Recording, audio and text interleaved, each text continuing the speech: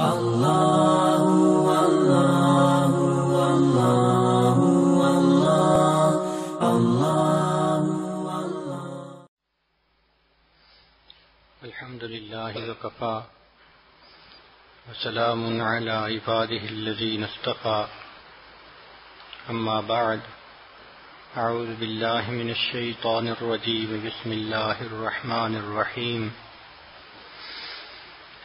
ہن لباس لکم وانتم لباس لہن سبحان ربک رب العزۃ عما یصفون وسلام علی المرسلین والحمد للہ رب العالمین اللہم صلی علی سیدنا محمد وعلی آل سیدنا محمد وبارک وسلم۔ دنیا کی ہر چیز میں فطرت کا قانون لاگو ہے،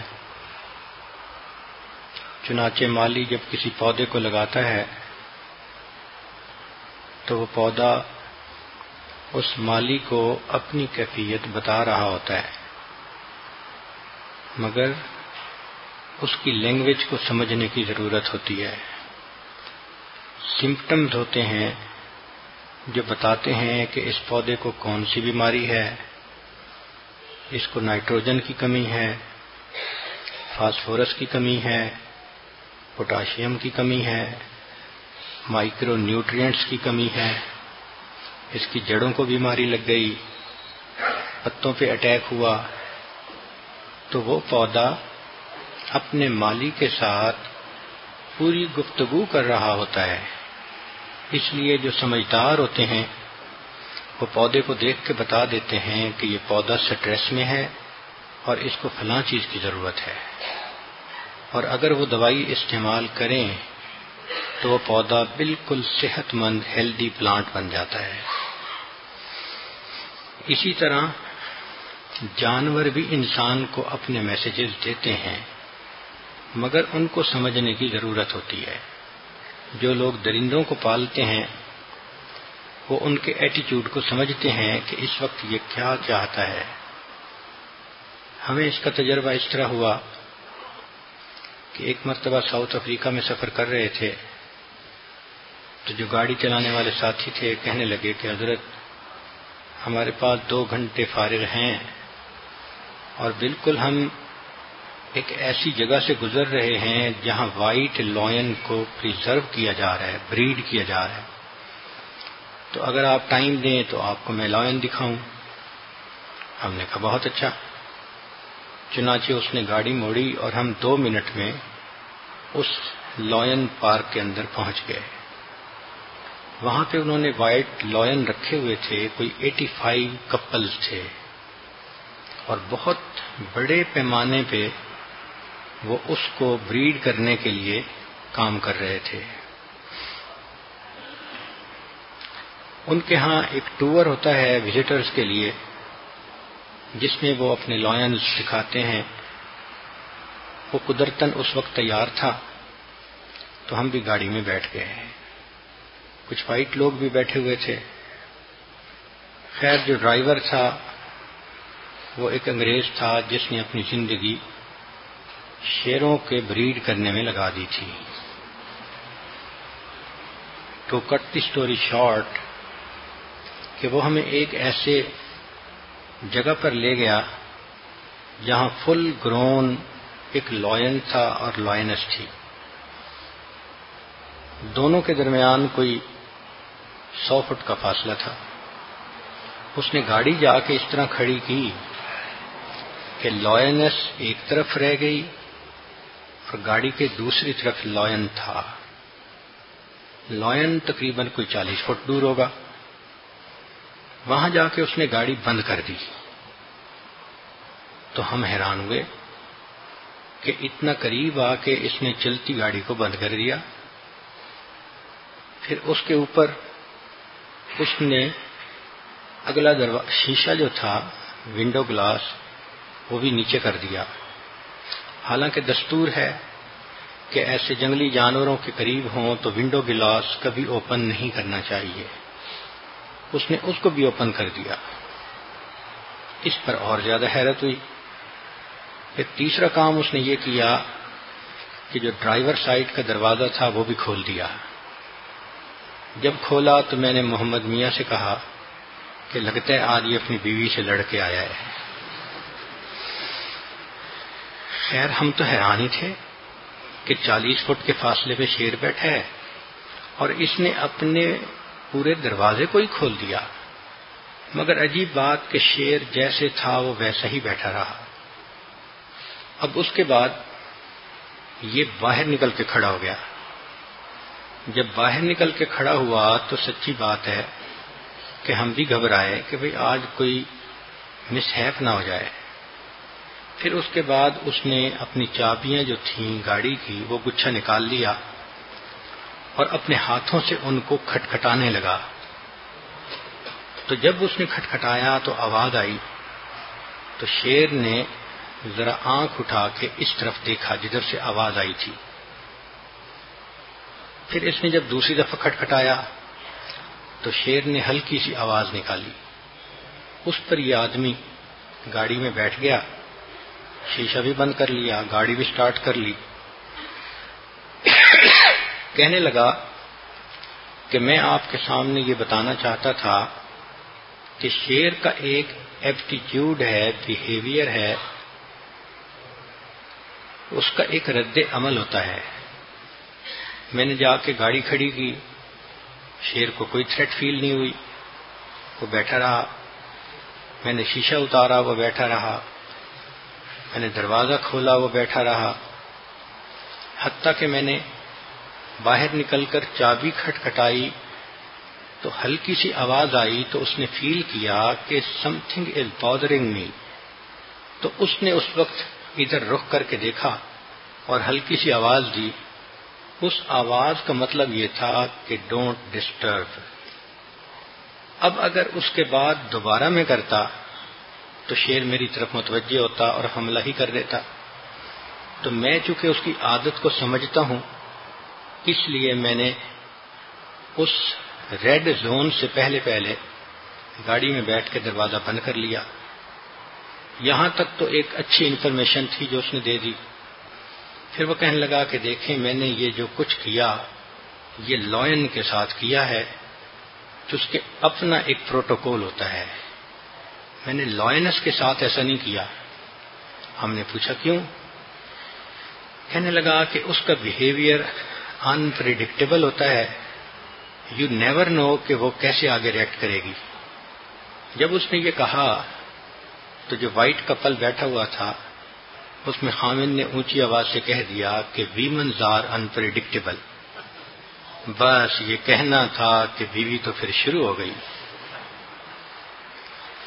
تو ساری بات کا لب لباب یہ تھا کہ جانور بھی انسان کو میسیجز دیتے ہیں مگر سمجھنے والا بندہ ہونا چاہیے. عام آدمی تو ان باتوں کو نہیں سمجھ سکتا. تو جس طرح پودا میسج دیتا ہے, جانور میسیجز دیتے ہیں, اسی طرح چھوٹا بچہ بھی میسیجز دیتا ہے مگر اس کے میسیجز اس کی ماں سمجھتی ہے. وہ اس کے ادھورے الفاظ سے, حرکتوں سے, باڈی لینگویج سے پہچان جاتی ہے یہ چاہتا کیا ہے. تو بچے کی لینگویج اس کی ماں سمجھتی ہے. اسی طرح میاں بیوی بھی ایک دوسرے کے ساتھ میسیجز کنوے کرتے ہیں مگر ان کو سمجھنے کی ضرورت ہوتی ہے. میاں بیوی کے معاملات میں گفتگو کے دو حصے ہیں. ایک حصہ ہوتا ہے روٹین لائف کا. اس میں عام طور پر یہ مشہور ہے کہ عورت کی زبان چلتی ہے, مرد کا ہاتھ چلتا ہے.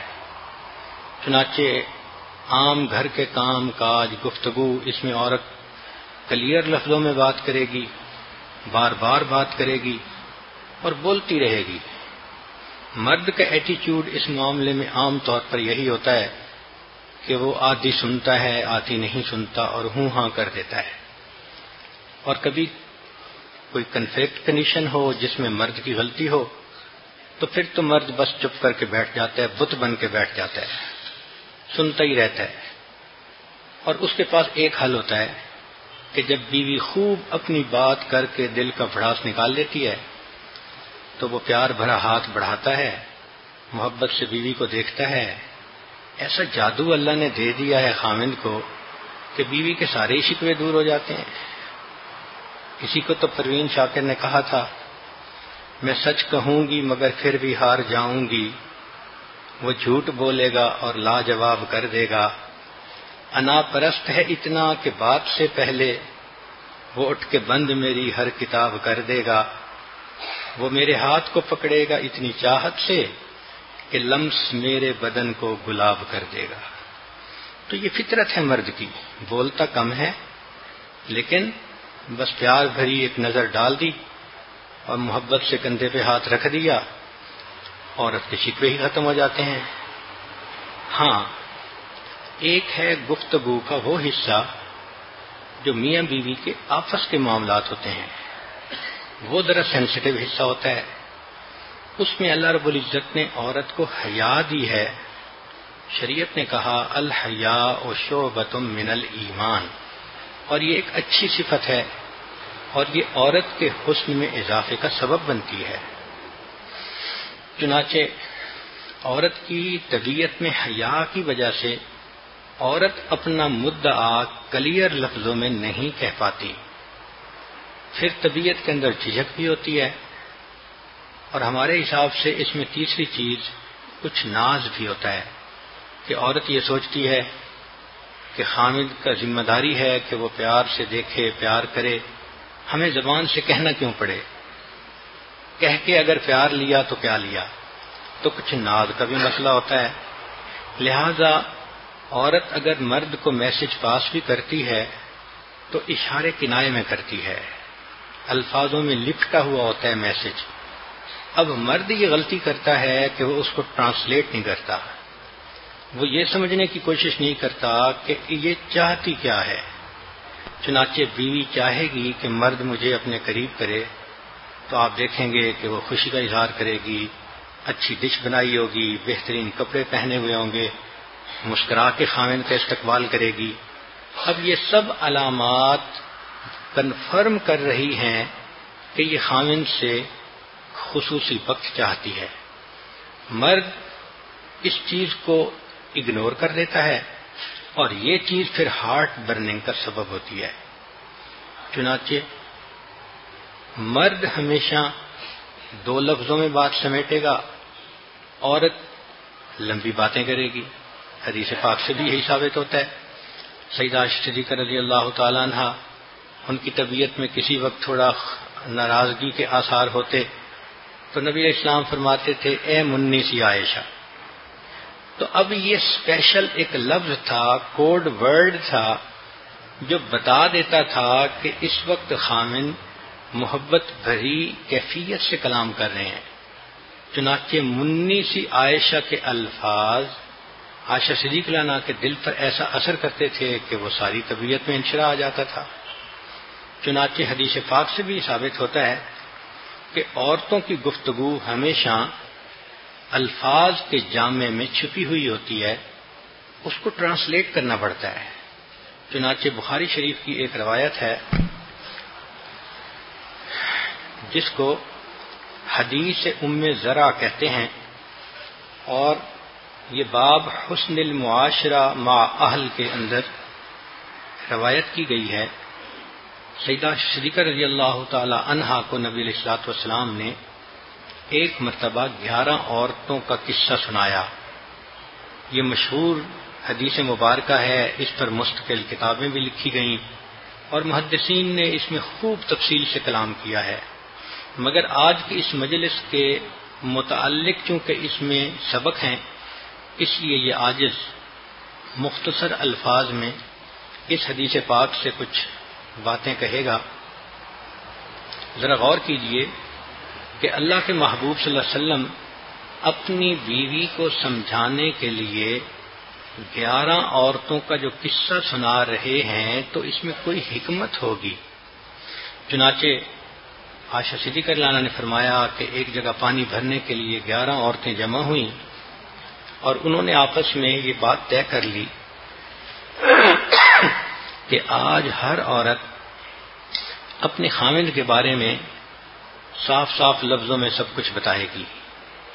چنانچہ اس میں سے پہلی عورت کہنے لگی کہ میرا خاوند لاغر اونٹ کا گوشت ہے جو پہاڑ کی چوٹی پر رکھا ہوا، نہ چڑھنے کا راستہ آسان، نہ ہی گوشت عمدہ اور موٹا کہ لانے کی زحمت کوئی گوارا کرے۔ اب ان الفاظ سے خاک سمجھ نہیں آتی کہ کیا اس نے کہا، لیکن وہ اپنا میسج دے گئی۔ لاغر اونٹ کی مثال، پھر گوشت کی پہاڑ کی چوٹی پہ رکھا ہوا، چڑھنا بھی آسان نہیں، گوشت لانا بھی آسان نہیں۔ تو اصل میں اس کا جو خاوند تھا وہ امپوٹنٹ تھا، تو اس نے اس کو لاغر گوشت کی مثال دی، اونٹ کی مثال دی، اور پھر بیوی کے قریب بھی نہیں آتا تھا، تو پہاڑ پہ رکھا ہوا گوشت تھا کہ اس کے پاس پہنچنا ہی مشکل تھا۔ اب حقیقت حال دیکھیں کیا ہے اور عورت کا انداز بیان کیا ہے، تو صاف پتہ چلتا ہے کہ الفاظ کے اندر اس نے اپنا میسج دے دیا۔ دوسری عورت نے کہا کہ میں شوہر کی باتیں نہ پھیلاؤں گی، مجھے ڈر ہے کہ چھوڑ نہ دے، اور اگر میں تذکرہ کروں گی تو چھپے ہوئے عیبوں سے پردہ ہی اٹھاؤں گی۔ اس کو کہتے ہیں کچھ بھی نہ کہا، کچھ کہہ بھی گئے، کچھ کہتے کہتے رہ بھی گئے۔ تو ایک طرف تو کہہ رہی ہے کہ میں شوہر کی باتیں نہیں پھیلاؤں گی کہ ڈر ہے چھوڑ نہ دے، مگر یہ بھی کہہ رہی ہے کہ اگر کروں گی بات تو چھپے ہوئے عیبوں سے پردہ ہی اٹھاؤں گی۔ تو مطلب یہ کہ وہ ill mannered بندہ تھا، اور وہ چاہتی تھی کہ اس کی بات میں کیا عورتوں میں کروں۔ تیسری عورت نے کہا میرا شوہر تو بہت لمبا چوڑا تڑنگا ہے، بات کروں گی تو طلاق ملے گی، اور چپ رہوں تو معلق رہتی ہوں۔ اس کا مطلب کہ وہ غصے والا شارٹ ٹیمپرڈ آدمی تھا، اور عورت کے لیے اس سے کمیونیکیٹ کرنا ہی ایک مصیبت تھی۔ چوتھی عورت نے کہا کہ میرا شوہر تہامہ کی رات کی طرح معتدل، نہ زیادہ گرم نہ زیادہ ٹھنڈا، نہ مجھے اس سے خوف ہے نہ مجھے اس سے اکتاہٹ ہے۔ اس کا مطلب کہ وہ معتدل مزاج انسان تھا، ویل مینرڈ تھا، بیلنس پرسنالٹی تھی، تو بیوی اس کے ساتھ بہت کمفرٹیبل فیل کرتی تھی۔ مگر دیکھیں اس نے صاف لفظوں میں نہیں کہا، تہامہ کی رات کی مثال دے کر بات کی۔ پانچویں نے کہا کہ میرا شوہر گھر کے اندر چیتے کی مانند ہوتا ہے اور باہر شیر کی مانند ہوتا ہے، گھر میں جو کچھ ہو اس کے بارے میں بال پرس نہیں کرتا۔ تو چیتا ایک شائی اینیمل ہے، تو خامد گھر میں آتا تھا تو طبیعت کے اندر شائنس تھی، تو وہ عورت کے اوپر اتنی روک ٹوک نہیں کرتا تھا، گھر کے معاملات میں عورت کو انڈیپینڈنس دیتا تھا۔ البتہ جب باہر نکلتا تھا تو پھر شیر کی طرح ہوتا تھا۔ اس کا مطلب یہ کہ یہ عورت کا خامد کریم تھا، اچھے بیہیویئر والا تھا، اور باہر سوسائٹی میں اس کی ایک رسپیکٹ تھی، اور لوگ اس کو اپنا بڑا سمجھتے تھے، اس لیے لائن کی مثال دی۔ چھٹی عورت نے کہا کہ میرا شوہر تو کھانا چٹ کر جاتا ہے، پانی ختم کر دیتا ہے، لیٹتا ہے تو منہ لپیٹ کر، اور ساتھ والوں کا حال ہی نہیں پوچھتا۔ وہ مشہور مقولہ ہے کہ کھاؤ ڈٹ کے، جو ڈٹ کے کھائے گا وہ جم کے سوئے گا۔ تو صاف ظاہر ہے کہ وہ بہت اوور ایٹ کرتا تھا، اور جو شخص اتنا زیادہ کھائے تو وہ نیند اتنی غالب ہوتی ہے کہ اسے پاس والے کا احساس ہی نہیں ہوتا۔ ساتویں عورت نے کہا کہ میرا شوہر گمراہ ہے یا عاجز، سینے سے دبانے والا، تمام دنیا کے عیب موجود، سر پھوڑے یا زخمی کرے، دونوں کام اس کے لیے آسان۔ اس کا مطلب یہ کہ اس کا جو خاوند تھا وہ جھگڑالو طبیعت والا تھا، فائٹر قسم کا بندہ تھا، ذرا ذرا سی بات پہ لڑنے مرنے پہ تیار ہو جاتا تھا۔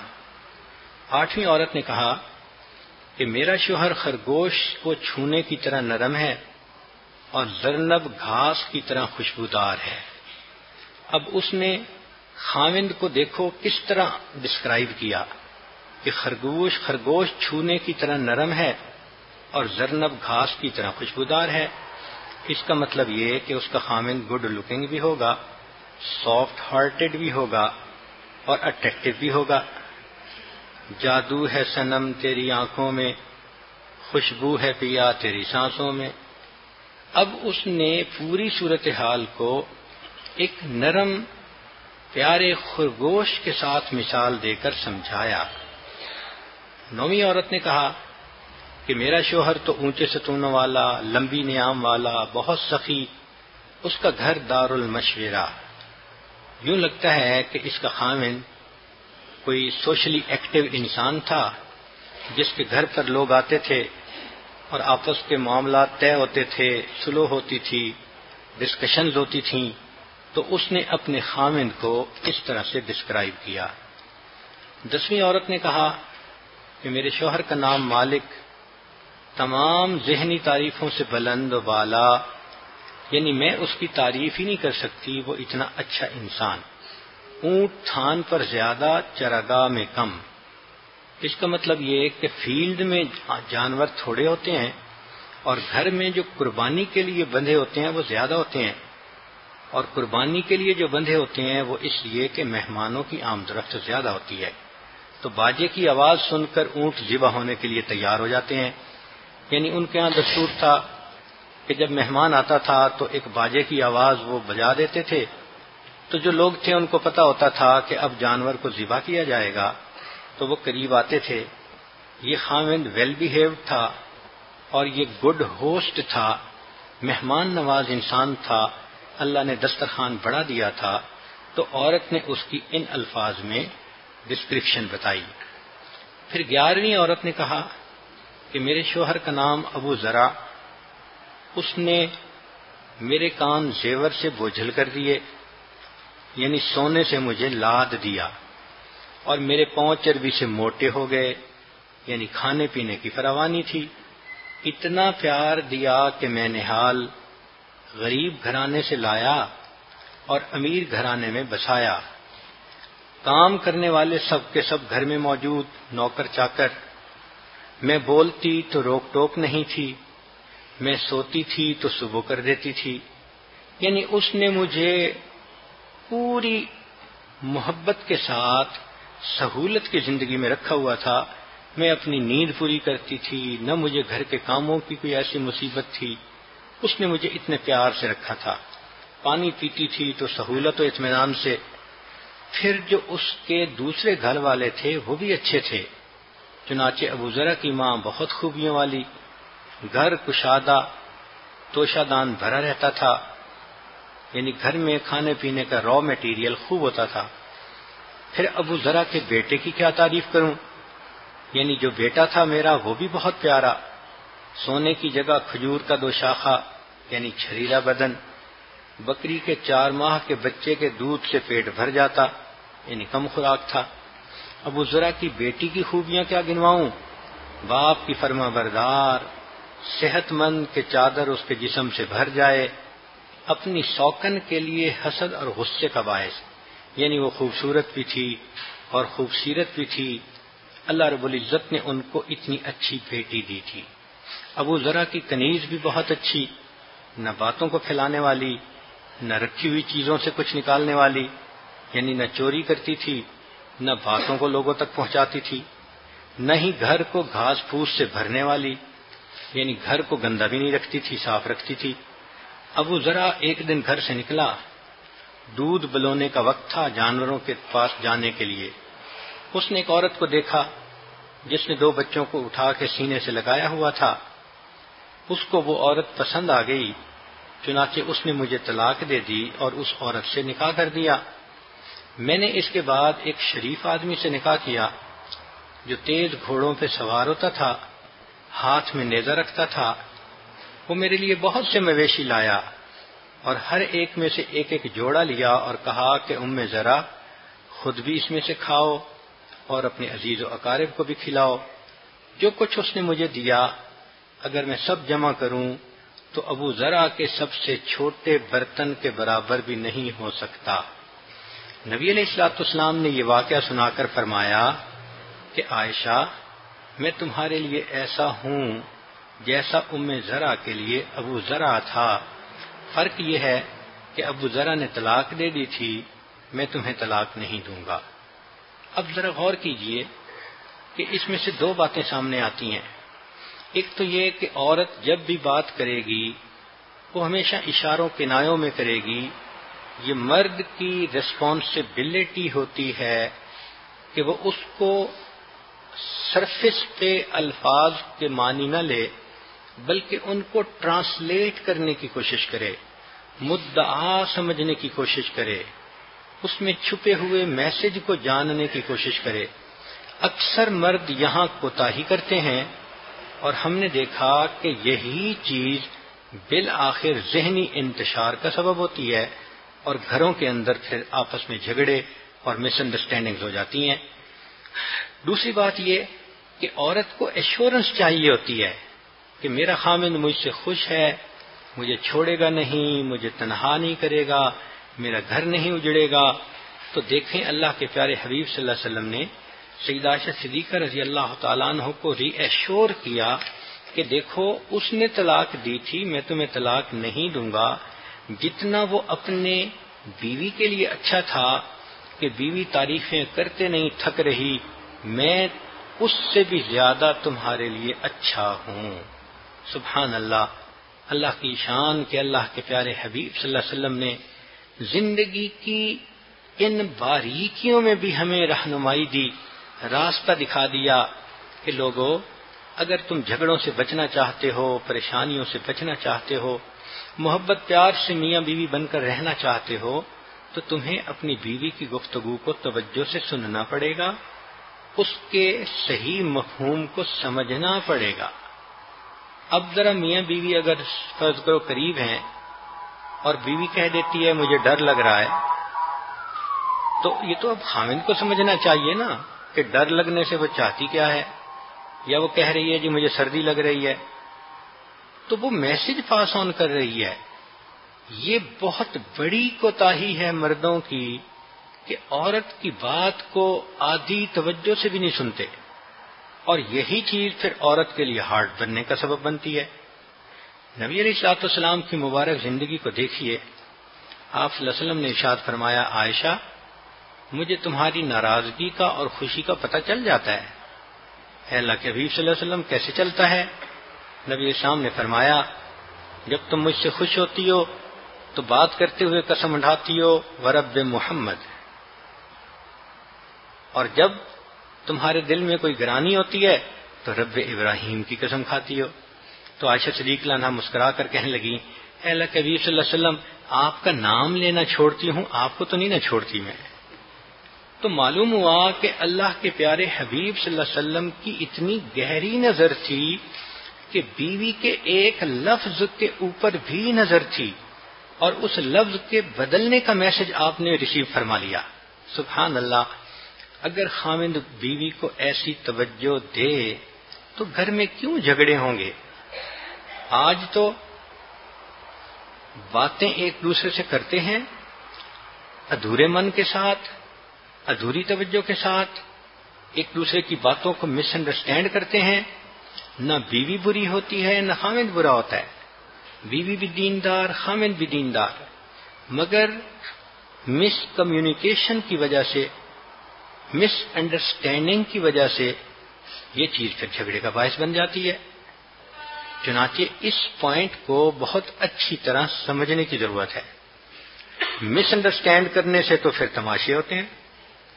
چنانچہ ایک انگریز تھا ہمارے ملکوں میں، تو اس نے نوکر رکھا ہوا تھا، اس کو انگریزی آتی نہیں تھی. تو ایک دن مالک نے گاڑی نکالنی تھی تو اس نے اپنے نوکر سے کہا کہ مجھے گاڑی ذرا بیک کروا دیں تاکہ میں چلا جاؤں. اس نے کہا بہت اچھا. اب وہ نوکر اشارہ کر کے کہہ رہا ہے کم بیک، تو وہ اس کو پیچھے کرتا حتیٰ کہ پیچھے ایک کھمبا تھا الیکٹرک کا، گاڑی زور سے اس میں لگی جا کے، نئی گاڑی تھی، ڈنٹ بھی پڑ گیا. تو مالک کو بڑا غصہ آیا اس نے نکل کے کہا کہ میں نے تمہیں کہا تھا بیک کروانا، تم مجھے کہتے رہے کم بیک، اور میں پیچھے کرتا رہا۔ وہ کہنے لگا جی میں نے یہ تو نہیں کہا تھا کم بیک، میں تو کہہ رہا تھا کھمبا ہے۔ اب بتائیں، ایک کہہ رہا ہے کھمبا ہے اور دوسرا اس کو کم بیک سمجھ رہا ہے، تو پھر ایکسیڈنٹ تو ہونا ہی ہے۔ تو میاں بیوی کا معاملہ بھی بالکل اسی طرح کا ہوتا ہے۔ چنانچہ ایک سردار جی نے سائیکل موٹر خریدا اور اس کے مختلف جگہوں پہ اس نے کچھ روپوں کے نوٹ ٹیپ سے لگائے ہوئے ہیں۔ لوگ بڑے حیران کہ بھائی اس نے بڑا بیوٹیفائی کیا ہے اپنے موٹر سائیکل کو۔ تو ایک جگہ موٹر سائیکل بند ہو گئی، سٹارٹ نہیں ہو رہی تھی، تو کسی نے اس سے پوچھا کہ سردار جی آپ نے موٹر سائیکل پہ تو بڑے بڑے روپے ٹیپ سے لگائے ہوئے ہیں، اتنے بڑے بڑے نوٹ، کیا وجہ ہے؟ کہنے لگا اصل میں نے پرانی موٹر سائیکل خریدی تھی، اپنے بڑے بھائی کو دکھائی، وہ مکینک ہے، اس نے مجھے کہا تھا کہ اس پہ پیسے لگاؤ گے یہ چل پڑے گی۔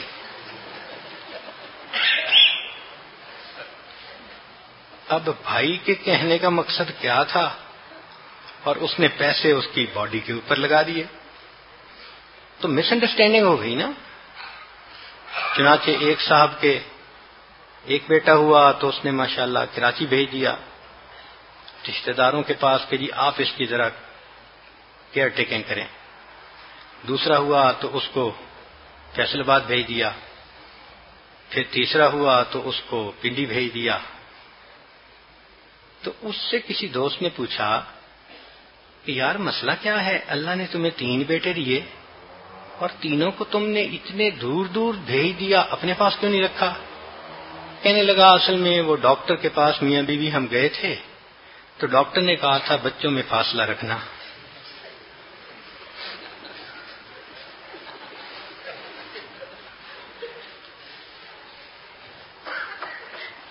تو یہ مس انڈرسٹینڈنگز یہ انسان کے لیے جھگڑے کا سبب بنتی ہیں، مصیبت بن جاتی ہیں۔ اس لیے میاں بیوی کو چاہیے کہ گڈ کمیونیکیشن سکل اپنے اندر پیدا کریں، کلیئر لفظوں میں ایک دوسرے کو بات سمجھانے کی کوشش کریں، اور بات چیت کے اندر ان لونگ جو ایٹیٹیوڈ ہے وہ بہت زیادہ نقصان دہ ہوتے ہیں۔ میاں بیوی جب بھی بات کریں ہمیشہ محبت پیار کے لہجے میں بات کریں۔ غصے میں بات کرنا، بیزاری سے بات کرنا، یہ چیز کرائم ہے، ایک جرم ہے۔ جب اللہ تعالیٰ چاہتے ہیں کہ میاں بیوی محبت پیار سے رہیں تو ہم ان لونگ ایٹیٹیوڈ سے اگر باتیں کریں تو اللہ کی نظر میں تو ہم مجرم بنیں گے۔ اس لیے شریعت کے مدعا کو سمجھنے کی ضرورت ہے۔ اب ذرا سن لیجئے کہ جھگڑا شروع کیسے ہوتا ہے۔ یہ ایک سینسٹیو سا پوائنٹ ہے، امید ہے کہ عورتیں مدعا کو سمجھنے کی کوشش کریں گی کہ عورت بات کرتی ہے تو وہ انڈائریکٹ ہوتی ہے، مرد اس کو ٹرانسلیٹ نہیں کرتا اور آن دی سرفیس اس کا معنی لے لیتا ہے، اور مرد آگے سے سپاٹ جواب دے دیتا ہے اور میاں بیوی کے اندر آرگومنٹ شروع ہو جاتے ہیں۔ تو ذرا سنیے، عورت کہتی ہے ہم تو کبھی باہر ہی نہیں گئے، ہم تو کبھی باہر ہی نہیں گئے۔ مرد اس کا جواب سن کے کہتا ہے پچھلے ہفتے تو گئے تھے، جھوٹ کیوں بولتی ہو؟ اب عورت کچھ اور کہنا چاہتی تھی اور مرد نے اس کو سرفیس کے اوپر جو تھا اس کو سمجھ کے کہہ دیا تم جھوٹ بول رہی ہو۔ تو پہلی مثال، ہم کبھی باہر نہیں گئے، تو مرد کا جواب پچھلے ہفتے گئے تھے اور جھوٹ بولنے کی کیا ضرورت ہے؟ دوسرا مثال، عورت کہتی ہے مجھے ہر کوئی نظر انداز کرتا ہے، مرد آگے سے جواب دیتا ہے مجھے یقین ہے میں تو نظر انداز نہیں کرتا۔ اب عورت کہنا کیا چاہتی ہے، مرد جواب کیا دے رہا ہے؟ تیسری مثال، عورت کہتی ہے یہ گھر ہر وقت گندا ہوتا ہے، جب میں دیکھتی ہوں گھر گندا ہوتا ہے، مرد آگے سے جواب دیتا ہے ہر وقت تو نہیں ہوتا۔ پھر چوتھی مثال، عورت کہتی ہے میری بات کوئی نہیں سنتا، مرد آگے سے کہتا ہے میں تو ابھی بھی سن رہا ہوں. عورت کہتی ہے میری گفتگو کا کوئی فائدہ نہیں. تو مرد آگے سے جواب دیتا ہے اس میں میرا کیا قصور ہے. عورت کہتی ہے کہ مجھے رومانس چاہیے. تو مرد کہتا ہے آپ کیا کہتی ہو کہ میں بالکل غیر رومانس قسم کا آدمی ہوں. اب یہ مثالیں ظاہر میں میاں بیوی کے درمیان پیش آتی ہیں اور جھگڑے کا باعث ہوتی ہیں. یہ صورتحال جو میاں بیوی کی آپ نے سنی یہ غلط تھی. نہ عورت یہ کہنا چاہتی تھی اور نہ مرد کو ایسا جواب دینا چاہیے تھا. ہونا کیا چاہیے تھا اب یہ بھی سن لیجئے کہ عورت کہتی ہے ہم کبھی باہر نہیں گئے. اس کا مقصد یہ تھا مجھے آپ کے ساتھ وقت گزارنا اچھا لگتا ہے. اب اگر مرد ٹرانسلیٹ کر لیتا کہ بیوی مجھے کہہ رہی ہے کہ مجھے آپ کے ساتھ وقت گزارنا اچھا لگتا ہے تو اس کا ریسپانس ڈیفرنٹ ہوتا. مگر اس نے تو اس کا معنی پتہ کیا سمجھا؟ ہم کبھی باہر نہیں گئے، تم بہت سست ہو، تم بہت بورنگ انسان ہو اور بہت ان لونگ ہو. اور جب مرد یہ لفظ سنتا ہے تو کہتا ہے کہ میں ایسا تو نہیں ہوں. چنانچہ وہ آگے سے غصے سے جواب دیتا ہے. اب بات عورت نے کتنے پیار سے کی تھی مگر مس انڈرسٹینڈ کرنے کی وجہ سے مرد نے کتنا روکھا جواب دیا. اب آپس میں لڑائی نہیں ہوگی تو پھر کیا ہوگا؟ عورت جب کہتی ہے مجھے ہر کوئی نظر انداز کرتا ہے تو وہ اصل میں یہ کہنا چاہتی ہے کہ آپ نے اب دفتری کاموں کو مجھ پہ ترجیح دینی شروع کر دی. آپ دیر سے آتے ہیں، میں انتظار میں بیٹھی رہتی ہوں، ویٹ کرنا پڑتا ہے، بھوک لگی ہوتی ہے، میں کھانا نہیں کھاتی آپ کی وجہ سے. تو اصل میں وہ یہ میسج دینا چاہتی ہے کہ آپ دفتری کام میں اتنی دیر کیوں لگاتے ہیں. مگر کہہ کیا رہی ہے؟ مجھے ہر کوئی نظر انداز کرتا ہے. اور خاوند اس کو سمجھتا پتہ کیا ہے کہ تمہیں شرم آنی چاہیے لیٹ آنے کے اوپر. اب جب خاوند سمجھتا ہے کہ یہ مجھے کہہ رہی ہے تمہیں شرم آنی چاہیے لیٹ آنے کے اوپر تو وہ کہتے ہیں کہ میں کام کی وجہ سے لیٹ ہوا، تمہیں کیا مصیبت ہے. جھگڑا بن گیا. عورت نے جب یہ کہا کہ جب میں دیکھتی ہوں یہ گھر مجھے گندا نظر آتا ہے تو اصل میں عورت یہ کہنا چاہتی ہے کہ مجھے بہت زیادہ کام لگ رہا ہے گھر کی صفائی کا. کیا صفائی میں آپ میری مدد کر سکتے ہیں کہ ہم مل کے گھر کو صاف کر لیں؟ تو آسان طریقہ تھا کہ مرد کہے ہاں ہاں میں بھی آپ کے ساتھ مل جاتا ہوں، مل کے کام کر لیں گے. مگر اس کا سرفیس میں جو مرد مانا لیتا ہے کہ یہ گھر ہر وقت گندا رہتا ہے کہ بیوی کہہ رہی ہے تم گندے ہو، مجھے تمہارے ساتھ رہنا اچھا ہی نہیں لگتا، تو صاف ظاہر ہے کہ مرد روکھا جواب دے گا اور پھر اس کی وجہ سے لڑائی ہوگی. جب عورت کہتی ہے کہ میری بات کوئی نہیں سنتا تو اصل میں وہ کہنا چاہتی ہے کہ مجھے آپ کی خصوصی توجہ چاہیے. مردوں کا یہ مسئلہ ہے کہ وہ 5% بھی توجہ سے بات سن رہے ہوں تو وہ سمجھتے ہیں ہم بات سن رہے ہیں. اور عورت کا مسئلہ یہ ہے کہ وہ مرد کی 100% اٹینشن چاہ رہی ہوتی ہے اس وقت میں. ہمیں خود اس کا تجربہ ہوا. ابتدائی دنوں میں کتابیں پڑھنے کی عادت تو شروع سے ہی تھی. رات کو سونے سے پہلے بھی کتابیں پڑھ کے سوتے تھے، اٹھتے تھے تو کتابیں پڑھتے تھے. تو ہمیں شروع میں اس بات کا اتنا اندازہ نہیں تھا. بیوی بات کرتی تھی تو ہم بھی ادھوری توجہ سے سن لیتے تھے. مگر ایک دن بیوی نے آرام سے بیٹھ کے بات کی. کہنے لگی دیکھیں بعض بزرگوں کی 4 شادیاں بھی ہوئی ہیں مگر ان کی بیوی کی ہوتی تھیں 3 سوکنے. میں نے کہا پھر؟ کہنے لگی کتابوں کو دیکھ کے کہ میری تو یہ ہیں 10,000 سوکنے. میں نے پوچھا کیا مطلب؟ کہنے لگے آپ نے کوئی ایسی بیوی دیکھی ہے جس کی 10,000 سوکنے ہو؟ میں نے کہا نہیں. کہنے لگی جب آپ کتاب پڑھ رہے ہوتے ہیں حدیث پاک کی یا بزرگوں کی اتنا ڈوب کے پڑھ رہے ہوتے ہیں، میں آتی بھی ہوں بیٹھتی بھی ہوں تو آپ ادھوری بات سنتے ہیں، کتاب میں مگن رہتے ہیں. مجھے فیل ہوتا ہے کہ آپ پیار محبت سے مجھ کو وہ ٹائم نہیں دیتے اس وقت. اب میں نے جب اس کی بات سنی تو میں نے ریئلائز کیا کہ بات تو 100% ٹھیک ہے اس کی، کہ اتنا کنسنٹریشن سے کئی مرتبہ بندہ پڑھ رہا ہوتا ہے کہ اس کو تو ارد گرد کی خبر نہیں ہوتی کہ کون آیا کمرے میں اور کون گیا، مگر بیوی کسی وقت خامند کے پاس بیٹھنا چاہتی ہے، بات کرنا چاہتی ہے، اس کی اپنی اس وقت ضرورت ہوتی ہے، تو اس وقت ہمیں یہ بات سمجھ میں آئی، چنانچہ ہم نے اس گناہ سے توبہ کی، اور پھر اس کے بعد یہ ہم نے دستور بنا لیا کہ جب بھی بیوی پاس آئی کتاب کو لپیٹ کے سوکن کو ایک طرف کر دیا اور پھر بیٹھ کے بیوی کو مسکرا کے دیکھا، توجہ سے بات سنی، 5 منٹ میں وہ نہال ہو کے اپنے کام میں واپس چلی جاتی ہے اور ہم دوبارہ بیوی والی سوکن کے ساتھ وقت گزارتے ہیں۔ تو یہ تو خاوند کو سمجھنا چاہیے کہ مجھے ادھوری اٹینشن سے بات نہیں کرنی، بیوی ہے، زندگی کی ساتھی ہے، وہ میری فل اٹینشن چاہتی ہے۔ چنانچہ اگر اس بات کو بندہ سمجھ لے تو آپس کے جھگڑے ہی ختم ہو جائیں۔ عورت جب کہتی ہے کہ میری گفتگو کا کوئی فائدہ نہیں، تو وہ اصل میں کہنا چاہتی ہے کہ مجھے آپ سے باتیں نہیں چاہیے، مجھے آپ کا پیار چاہیے۔ اب مرد اس کا مطلب یہ سمجھتا ہے کہ تمہارا تو کوئی کام سیدھا ہے ہی نہیں، تو وہ الٹا ریئیکٹ کرتا ہے، ہارش گفتگو کرتا ہے، اور یہی چیز غصے کا باعث بنتی ہے۔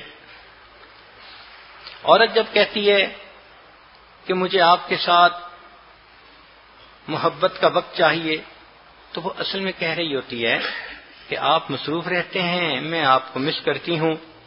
تو صاف ظاہر ہے اس کا جواب تو سمپل ہے کہ وہ پیار چاہتی ہے تو اس کو پیار دیں، مگر مرد اس کا معنی یہ سمجھتا ہے کہ تم تو بے پرواہ ہو اور تمہیں ذرہ میرا خیال نہیں ہے۔ اب مرد اس پر سمجھتا ہے کہ کیوں میں خیال نہیں کرتا، میں تو گھر میں اتنی تنخواہ لا کے دیتا ہوں اور سارے کام کرتا ہوں۔ تو مرد اس کو مس انڈرسٹینڈ کر رہا ہوتا ہے، نتیجہ یہ ہوتا ہے کہ آپس میں جھگڑے ہوتے ہیں۔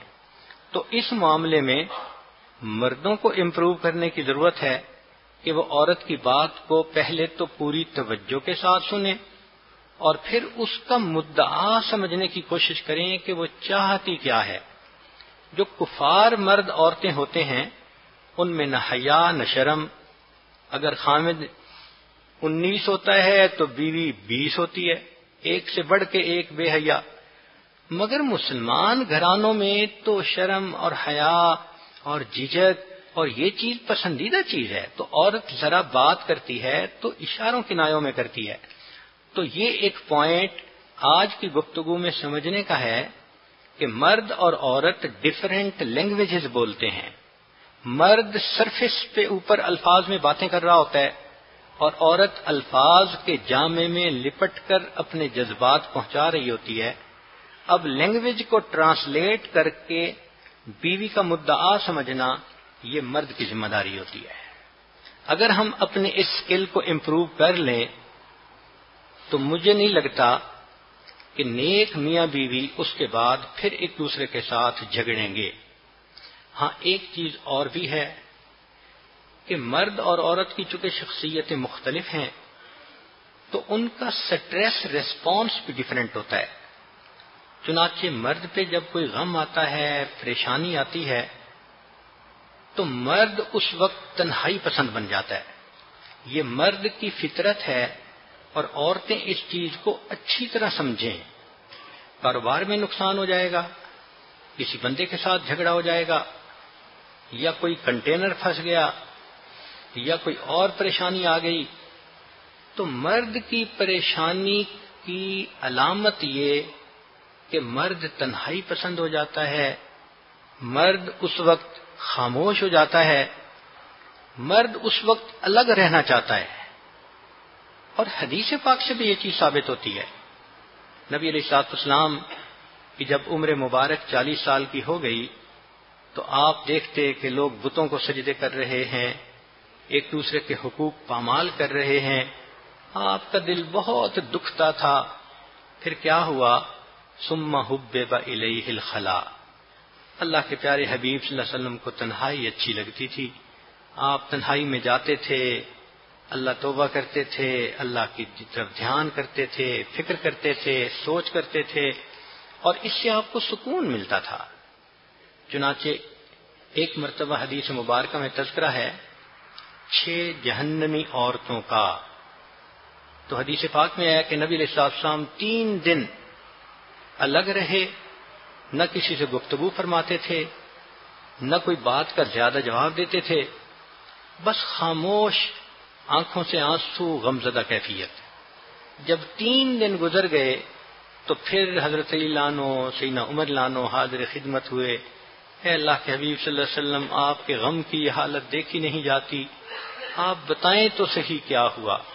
تب نبی صاحب نے فرمایا کہ مجھے 6 عورتیں دکھائیں گئی امت کی کہ جن کو جہنم میں عذاب ہو رہا ہے۔ اس میں بے پردہ عورت کو اس طرح عذاب ہو رہا تھا، زانیہ عورت کو اس طرح عذاب ہو رہا تھا، فلاں عورت کو اس طرح عذاب ہو رہا تھا۔ تو دیکھیں کہ امت کی عورتوں کے بارے میں اللہ رب العزت نے اپنے پیارے حبیب صلی اللہ علیہ وسلم کو بتایا، اور دل پر اتنا غم سوار ہوا کہ اللہ کے حبیب صلی اللہ علیہ وسلم الگ کمرے میں 3 دن انہوں نے گزارے۔ تو مرد کی یہ فطرت ہے، جب بھی سٹریس آئے گا وہ بات کرنے کو جی نہیں چاہے گا، اس کا تنہائی پسند بن جائے گا، خاموش ہو جائے گا، وہ دنیا سے بے خبر ہو جاتا ہے، رشتے ناتوں سے دور ہو جاتا ہے، بیوی بچوں سے اس وقت بیگانہ ہو جاتا ہے۔ وہ غم بھلانے کے لیے یا غم کا حل نکالنے کے لیے از خود کوششیں کر رہا ہوتا ہے۔ اس وقت اس کا دماغ بہت سوچ میں ڈوبا ہوا ہوتا ہے، اور جب وہ اپنے مسئلے کا حل نکال لیتا ہے تو پھر وہ اس چپ کی کنڈیشن سے باہر نکل آتا ہے۔ تو اس لیے یہ جو سٹریس ریسپانس ہے نا مرد کی، اور اس کو جو چپ کا تالا لگ جاتا ہے، یہ چیز عورت کے لیے بہت زیادہ مس گائیڈنگ ہوتی ہے۔ عورت سمجھتی ہے اب اس کو کوئی اور لڑکی پسند آ گئی ہوگی، اب یہ چھپ کے بیٹھا ہوا ہے، میسج کر رہا ہوگا، اب یہ ٹیلی فون کر رہا ہوگا، اب یہ سوچ رہا ہوگا اس کے بارے میں، یہ تو مجھے چھوڑ دے گا، مجھے تو بس طلاق کے لفظ ہی اس نے سنا دینے ہیں۔ اب مرد پہ کیا بیت رہی ہے وہ مرد جانتا ہے، مگر عورت اس کو مس انڈرسٹینڈ کرنے کی وجہ سے الٹا مرد کا پیچھا کرنا شروع کر دیتی ہے، چیز کرتی ہے، اس کو ٹو لگاتی ہے، اس کو کہتی ہے تم مجھ سے بات کیوں نہیں کرتے، میں آپ کی بیوی ہوں، آپ مجھے اخلاق نہیں دے رہے۔ تو مس انڈرسٹینڈ کرنے کی وجہ سے جھگڑا بن گیا۔ جب مرد سٹریس کی کنڈیشن میں ہو، اس وقت عورت کا آ کے اس سے بات کرنے کی ریکویسٹ کرنا ڈریگن کو بلانے والی بات ہے۔ اس وقت مرد ایک درندے کی طرح ہوتا ہے، وہ پھر پڑ جاتا ہے عورت کو، اور عورت پھر اس کو مثال بنا لیتی ہے کہ دیکھ میری انسلٹ ہو گئی، میرا دل توڑ دیا۔ بھائی آپ کو ضرورت ہی کیا تھی اس موقع پہ اپنے خاوند سے بات کرنے کی؟ آپ اس چیز کو سمجھنے کی کوشش کریں کہ انسان ہے، نفع بھی ہے، نقصان بھی ہے، صحت بھی ہے، بیماری بھی ہے، اس میں انسان کے اوپر حالات، کیفیات عدلتے بدلتے ہیں، تو کبھی سٹریس کنڈیشن بھی آ جاتی ہے۔ اس سٹریس میں مرد کا یہ ریسپانس ہوتا ہے۔ جب مرد اس طرح سے ریئیکٹ کر رہا ہے، آپ اس کے ساتھ پیار سے گفتگو کریں، اتنا پوچھیں آپ کو ضرورت ہے کسی چیز کی یا میری ضرورت ہے؟ اگر وہ کہے نہیں، I am okay, I am fine, تو اس کے 2 لفظ بتا دیں گے کہ اس وقت وہ کہتے ہیں کہ پلیز ڈونٹ ڈسٹرب، تو آپ ایک طرف ہو جائیں، ہاں 2 رکعت نفل پڑھ لیں، قرآن پاک پڑھ لیں، اللہ سے دعا مانگ لیں، اللہ میرے زندگی کے ساتھی کو کوئی پریشانی لاحق ہو گئی، میرے مولا میں دامن پھیلا کر بیٹھی ہوں، اس کی پریشانی کو دور کر دے، اس کی پریشانی مجھ سے نہیں دیکھی جاتی، اللہ آپ تو بندوں پر بہت مہربان ہیں، اللہ کوئی آسانیاں نکال دیجئے۔ آپ کی دعا اس خامند کے لیے ایک عجیب جو ہے وہ رحمتوں کا سبب بنے گی، اور آپ دیکھیں گی کہ اس کا سٹریس بہت جلدی ختم ہو جائے گا، اس کے دل کو سکون مل جائے گا۔ یہ بھی سن لیجئے کہ عورت کے اوپر بھی سٹریس آتا ہے، پریشانی آتی ہے، مگر عورت کی طبیعت ایسی ہے کہ جب یہ پریشان ہوگی تو یہ چپ نہیں لگے گا، اس کو یہ الٹا زیادہ بولنا شروع کر دے گی۔ یہ اپنی پریشانی کا تذکرہ خاوند سے کرے گی، بچوں سے کرے گی، ماں سے کرے گی، بہن سے کرے گی، پڑوسن سے کرے گی، سہیلی سے کرے گی، تو ایسے لگتا ہے کہ اس وقت عورت کا تقریر کرنے کو دل چاہتا ہے۔ جب عورت بولتی بولتی تھکنے کا نام نہ لے، آپ سمجھ لیں کہ یہ سٹریس کنڈیشن میں ہے۔ تو سٹریس ریسپانس اس کا مختلف ہوتا ہے۔ کیوں باتیں کرتی ہے عورت؟ اس کی ریزن یہ ہے کہ عورت کو تبادلہ خیالات کرنے سے دل کو تسلی ہوتی ہے۔ اس کی دلیل حدیث پاک سے بھی ملتی ہے۔ سیدہ عائشہ صدیقہ رضی اللہ تعالیٰ عنہ کو جب پتہ چلا کہ میرے اوپر منافقین نے بہتان لگا دیا تو انہوں نے فوراً نبی علیہ السلام سے اجازت مانگی کہ مجھے اجازت دیں میں اپنی امی کے گھر چلی جاؤں۔ اور جب وہ امی کے گھر گئیں تو انہوں نے جاتے ہی اپنی والدہ سے بات شیئر کی کہ یہاں تو یہ مسئلہ ہو گیا۔ والدہ نے تسلی دی، بیٹی تم خوبصورت ہو، اور جو خوبصورت عورتیں ہوتی ہیں ان کو اپنے شوقنوں کی طرف سے، لوگوں کی طرف سے یہ غم برداشت کرنے پڑتے ہیں۔ تو ماں کی بات سے ان کو تسلی ہو گئی، کیونکہ وہ اپنے ہارٹ کو اوپن کر چکی تھیں، اپنی بات ماں سے کر چکی تھیں۔ تو عورت پہ جب بھی سٹریس کنڈیشن آئے گی اس کا باتیں کرنے کو دل کرے گا۔ چنانچہ بات کرنے سے اس کا مقصد یہ نہیں ہوتا کہ اس نے کوئی حل نکالنا ہوتا ہے، بلکہ بات کرنے سے اس کا مقصد یہ ہوتا ہے کہ مجھے سن لو میں کیا کہنا چاہتی ہوں۔ مرد کو صرف اتنا کرنا پڑتا ہے کہ 10 منٹ دے کر اس کی گفتگو کو تسلی سے سن لے، عورت اپنے میاں سے بڑی خوش ہو جائے گی کہ میرا میاں مجھے انڈرسٹینڈ کرتا ہے، میری بات کو سنتا ہے۔ اب اس کام کے کرنے میں کیا رکاوٹ ہے بھائی؟ تو مردوں کے لیے یہ کوئی دستور نہیں کہ 2 لفظ بیوی کے سنیں اور تیسری بات پہ اس کو جھڑک دیں۔ انسان ہے، جیسے اس کو کھانے پینے کی ضرورت ہے ایسے محبت پیار کے بول کی بھی ضرورت ہے۔ چنانچہ اگر کسی وقت وہ ایسی بات کر رہی ہے، کرنا چاہتی ہے، تو اس وقت خاوند اپنی بیوی کو ٹائم دے، یہ شرعی حق ہوتا ہے بیوی کا۔ یہ بات ذہن میں رکھیں کہ اگر خاوند بیوی کو اس وقت ٹائم نہیں دے گا تو پھر اس کا حل کیا نکلے گا؟ وہ اپنی کسی سہیلی کو فون کرے گی، اور سہیلی اگر اتنی دیندار نہ ہوئی تو وہ اس کو کوئی الٹا مشورہ دے دے گی، یا ہو سکتا ہے کہ وہ اس وقت کسی ایسے بندے سے بات کرے کہ جو رشتہ دار ہو مگر مرد ہو، تو شیطان کو اور موقع مل جائے گا۔ مرد یہ بات نوٹ کریں کہ جتنی شادی شدہ عورتیں بدکار بنتی ہیں وہ عموماً سٹریس کنڈیشن میں مرد کے مس ہینڈل کرنے کی وجہ سے بنتی ہیں۔ ان کو سٹریس کی کنڈیشن ہوتی ہے، وہ پریشان ہوتی ہیں، مرد ٹائم نہیں دیتا، بات نہیں سنتا، وہ اپنا دل کھولنا چاہتی ہیں۔ جب بھی کسی غیر مرد کے سامنے ذرا سی بات کھلے گی اور اگلا بندہ محبت کے 2 بول بول دے گا، شیطان اس کو وہیں پر نتھی کر دے گا۔ تو سوچنے کی ضرورت ہے کہ مرد کی ذرا سی کوتاہی سے کبیرہ گناہ ہوتے ہیں، گھر اجڑ جاتے ہیں۔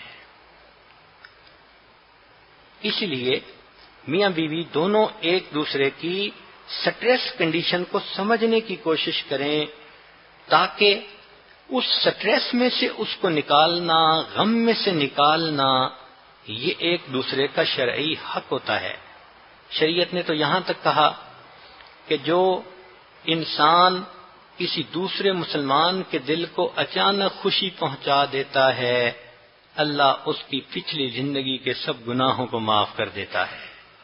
قربان جائیں اس شریعت پر، یہ کتنی خوبصورت ہے کہ اگر عام مومن کے دل کو خوش کرنے پر یہ اجر ملتا ہے، جو زندگی کی ساتھی ہے، جو بچوں کی ماں ہے، جس نے اپنی جوانی انویسٹ کر دی اپنے خاوند کی خاطر، اگر وہ دکھ کی حالت میں ہے، پریشان حالت میں ہے، اس وقت بندہ اس کی 2 منٹ 10 منٹ بیٹھ کر اگر بات سن لے اور اس کا دل خوش ہو جائے اور اس پر اللہ راضی ہو جائے، تو سوچئے پھر اللہ کو منانے کا اور آسان طریقہ کون سا ہے؟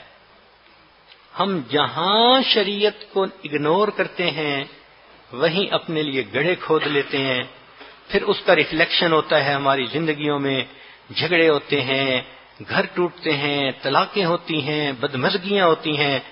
اللہ رب العزت ہمیں سمجھ عطا فرمائے۔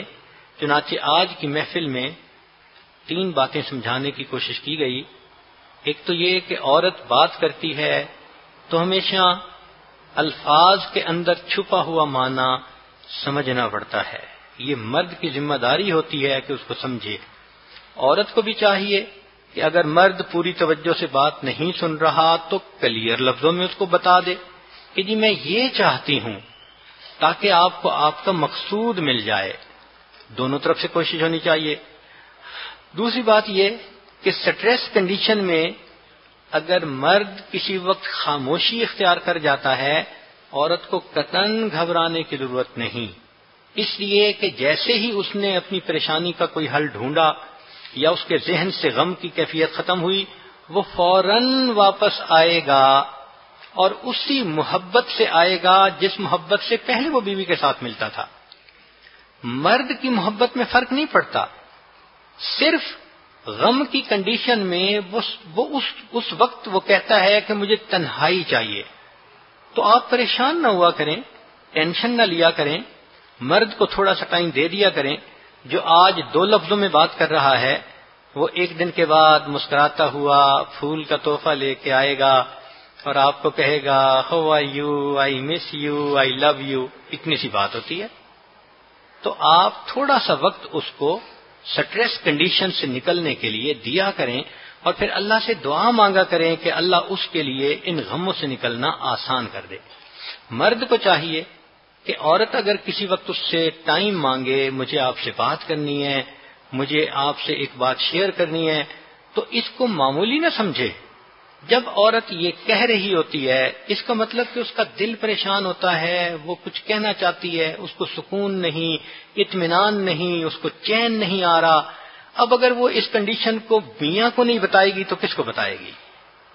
اور اگر مرد مس ہینڈل کرے گا تو اپنا گھر خود برباد کرے گا۔ تو بیوی کی بات کو سننا چاہیے، فقط سن لینے سے ہی اس کے غم ہلکے ہو جاتے ہیں۔ ضروری نہیں ہوتا کہ آپ بات سنیں تو کوئی حل بھی نکال کے دیں، صرف بات کا سن لینا۔ اس لیے خامند کو ہمیشہ ایک اچھا لسنر بھی بننا چاہیے کہ وہ بات سن لے۔ ساری زندگی تو وہ بیچاری سنتی ہے، اگر پریشانی میں ہم نے اس کی سن لی تو کیا مسئلہ ہوا؟ تو مرد بات کو سنے، تسلی کے 2 بول بول دے، مٹھاس کے 2 بول بول دے، عورت کا دل خوش ہو جاتا ہے، اس پر اللہ رب العزت خوش ہو جاتے ہیں۔